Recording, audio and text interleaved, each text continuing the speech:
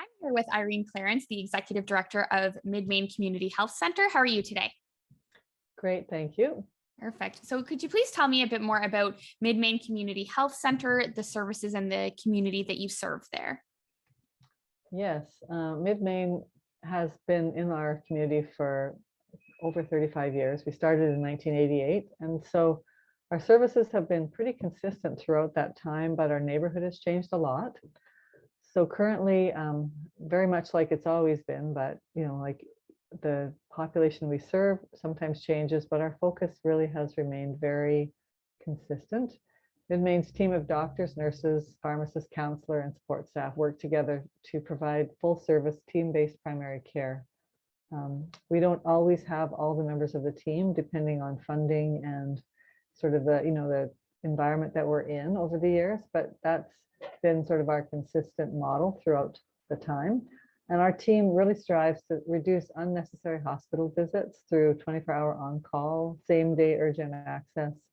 Now, especially with COVID, virtual care, extended hours, and just a real willingness on the part of our staff to kind of think outside the box and try to find ways to meet patients' needs in all the different circumstances that seem to have come up over these many years. I think what we're known for is kind of the fact that we've been here for so long, and so that longevity, taking care of patients over their whole lifetime.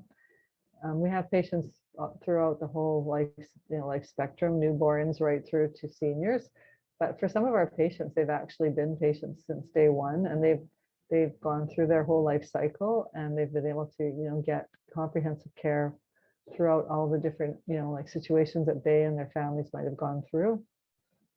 So we really do have a bit more focus now because we have elderly patients in fairly large numbers, a lot of chronic and complex conditions that are dealt with, palliative care, and then more recently, support both physical and kind of a bit of counseling for transgender individuals, which has been a newer demographic in our neighborhood in the last maybe 10 years. So yeah, that's sort of the medical side of it. On the dental side, which is a very large portion of what we actually offer to the clinic, to the community, MidMain does offer team-based dental care to people of all ages, and we have a focus right now on those with disabilities and special needs, or those who are at high risk. And we've engaged with a team of dental professionals that really are skilled in that area. And we deal with small children, but also adults and throughout their life who have issues that make dental care really difficult for them. We're actually BC's largest provider of government subsidized and low cost dental care for patients throughout Vancouver, but actually because dental care is something you can pre-plan, we have patients that come from the interior, the Gulf Islands, even the north part of British Columbia. So we have a very huge patient population outside the Lower Mainland as well as within. And there really isn't any other dental clinic in the province that's been able to, manage that. And I think it's because we started so long ago and we've just kind of grown and found our way in a very complicated environment. So we also have a small home visiting program for new parents, 0 to 3, and our program really shone this year as almost all other services dropped off because of COVID. Our home visitors within a week or two converted to virtual visits and phone support, and continued to provide monthly support to these families for the last year and a half. And we've heard so much thankfulness from them because so few other services to small children were able to continue. So anyway, so that's, I guess, I could say more, but I think that's the main things that we do and have done throughout our whole history here. That's wonderful.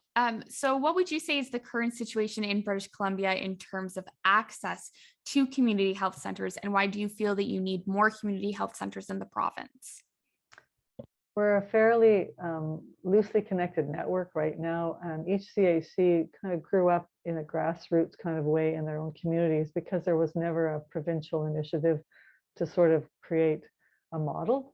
So amazingly enough, we've ended up with very similar, models, in spite of the fact that we were all kind of coming to it from our own perspectives and in different communities. So it sort of speaks to the model that many different parts of the province arrived at the same conclusions and created, organizations with a lot of similarity. But we're not one cohesive group right now, and each one of us has had to find funding and staffing and find our niche in our communities kind of without much support. So I think that's one of our strengths, in that we're very innovative and very able to adapt and have great people working for us. But I think it's also our weakness, in that it's very difficult to duplicate what we're doing because there hasn't been a provincial support system for it. And so for other, like communities looking on thinking it would be wonderful to have a CHC, it's not simple for them to figure out how to make that happen. So I think BC has a longstanding shortage of primary care physicians. And in maybe the last 10 years, there's been an increase in NPs and other primary care clinicians coming on board.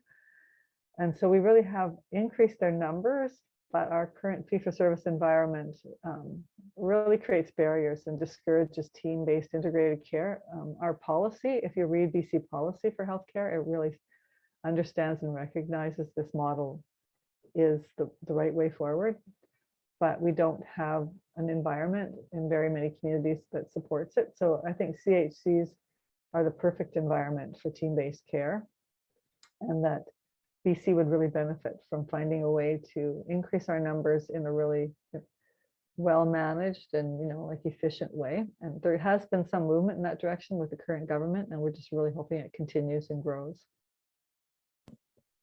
Considering the range of services and programs that MidMain Community Health Center delivers, as well as all of the gaps and unmet needs that still exist in your community, what would increased federal investment in community health centers enable you to do to improve the health and well-being of the people in Vancouver?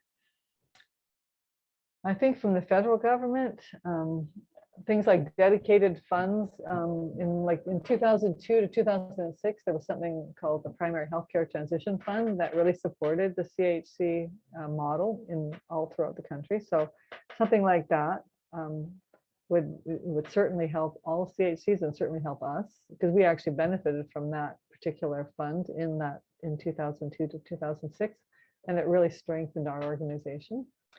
Some of the other things I think the federal government could do would be professional development for the staff working within CHCs, help with virtual site visits, training, working in teams, educational software.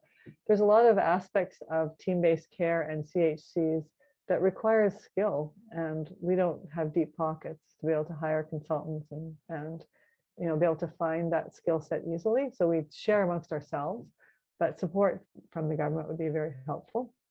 And I think it would be similar enough across the country that that they could be used in different provinces. It wouldn't have to be tailor-made for each region. Infrastructure grants, of course, to help pay down a mortgage, say if you're building a new CHC, or new equipment if you're trying to bring in new services. Obviously IT upgrades cost a fortune, and we're always sort of chasing the IT world. Telehealth facilities are really needed now, and not every clinic has been able to make that adjustment quickly, but that's now, I think, a thing that we need to have permanently in place, and CHCs need it as well. I think maybe a mandate for say for CIHI to devote some resources to CHC relevant data collection and studies. There's been a little bit of that, but no one's really had the strength or the wherewithal within our organization to do the kind of deep evaluation and research that would really support our model. And I think that it would take federal funding and federal skill to be able to help us with that. Or maybe funding for residencies from different disciplines to come and spend time in CHC practices. They really love us if we provide training for them, but it does take resources. And in the last 2 years, I know our own CHC has not been able to do nearly as much of that kind of training as we had done, say, 10 or 15 years ago. But it's really needed, and so that kind of support. And maybe a CHC development say, funding for BCATCH to offer conferences on CHC development, or consultant support for individual CHCs to create business plans, for collaborative practice development. There's a lot of administration and work involved in making teams work, and supports in those areas would help us all a lot. And I mean, I think you're speaking to me right now about federal advocacy, but I think the provincial government has a role in that too. So to work closely with the provincial government so that some of these things would not just be a federal freestanding support, but would really be integrated with the BC support so that it could be ongoing and strengthen us for more than just a few years. I mean, the transition fund was wonderful in 2002 to 2006, but when it was over, there was really no provincial follow-up that could continue with that great work. So a lot of what we learned and what we did and what we started fell away after a few years. So if the federal government could integrate their supports through the provincial governments, that would actually be more helpful and probably last longer. Perfect. That's great. I want to thank you so much for your time today, Irene. You're welcome.